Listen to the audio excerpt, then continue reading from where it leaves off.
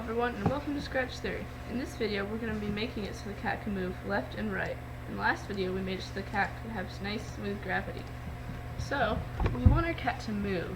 So one way we can start by doing that is, one of the simplest ways is over here, and this is good if you're like a beginner. We'll do left arrow key pressed. We'll do change X by 10. I think that's the right one. Nope. Okay. Negative 10. I was getting my right and left mixed up. I don't know why. Anyway, so now we'll go that way. So now we'll duplicate that, and then do right arrow, and then make it positive 10. Alright, so now we can move back and forth. Pretty nice. But it's not super smooth. If we hold it, it'll start out by doing a jerky thing, and then it'll do it smoothly. And 10 isn't a very nice number. Because imagine if you're just standing still, and suddenly you're going at a constant rate, not speeding up, not slowing down at all, just from 0 to 10 feet per second, let's say, in no time at all.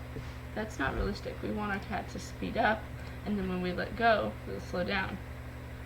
So, we'll go ahead and start by getting the arrow key sensing working. If key left arrow pressed, actually we'll deal with right arrow because it's positive. Right arrow, key right arrow pressed, then change X by 10. And then left arrow, change X by negative 10. And I want to show you for this first before we introduce variables, which is what we're going to do next, because you'll notice if we put it in forever loops and if things instead of with the event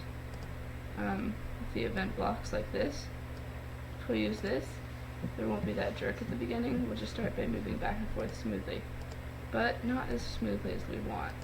So I'm going to go ahead and make a new variable. We'll call it X, and then we'll leave it like that, and then make it so it moves by X.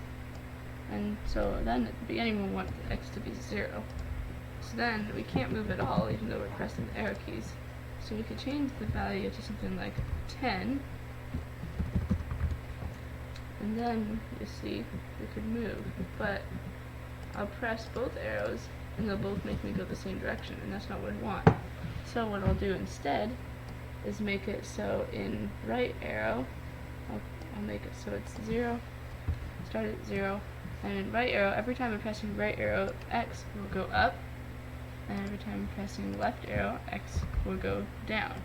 So now you'll see I can go a bit more smoothly. But you notice if I let go, it'll stay like that, and it'll stop, and then I press a key, and I'll keep doing that. It's not very smooth because I instantly stop. So we'll get rid of one of those and put the other one over next to that. So then we can go like that. But then you'll see if I press it and then let go of it, I'll just kind of glide. And that's not very realistic either. So we want it to slow down. So we'll do X, set X to X times, let's see, set X to X times 0.9. And what this does is basically it cuts 10% of the current X speed off of it. Here, I'll just show you. So I press the arrow key, and you see it'll slowly cut itself by 90%. It'll set itself to 90% of what it was before. So it'll just keep slowing down. So now our cat moves a bit more smoothly. But we can optimize it a bit more by maybe changing it to 8.6, which is just kind of a random number, and ramping these numbers up. So now we can move a bit faster, it'll slow down a bit faster. So then we'll go ahead and hide that. Now the last thing we want to do is make it so it's facing in the right direction when we go that direction. So for right arrow, point in direction 90, left arrow, point in direction negative 90. And now we'll go that way, and then, whoop, that's not quite right. I don't think we want our character to go upside down. So there's a cool block over here that says set rotation style, and then first there's left, right, don't rotate, and all around. Currently it's all around. If we change it to don't rotate, that will make it so it won't rotate it at all.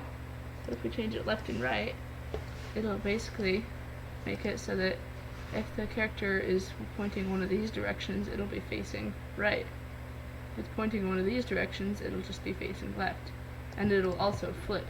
So you'll see now, if we actually put the rotation style block in the right place instead of putting it in there, you'll see our character now flips around and looks the other way.